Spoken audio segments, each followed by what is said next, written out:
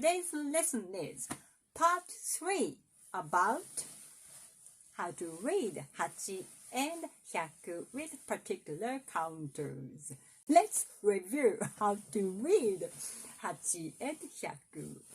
When we add counters whose first consonants are K, T, T, we read 8 as ha, 100 as hya, ha, hya, ha, hya. They sound very alike, right?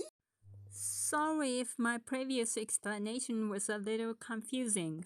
Actually, this doesn't happen in every case. Hai is a counter for cups or bowls. Happai, hyappai sounds natural, and hachihai sounds good, but 100 doesn't sound natural. Fun is a counter for minute. 8분, 100분 sound natural. 8분 sounds good, and 100분 doesn't sound natural. Kilo is a counter for kilometer or kilogram. 8 kilo, 100 kilo sounds good, but 8 kilo and 100 kilo doesn't sound natural. 10 is a counter for point. 8点, 8点, 100点 sounds good. 100点 sounds unnatural. It's useful to recognize these sound changes when listening to native Japanese speakers. In my opinion, you don't need to memorize all of these patterns.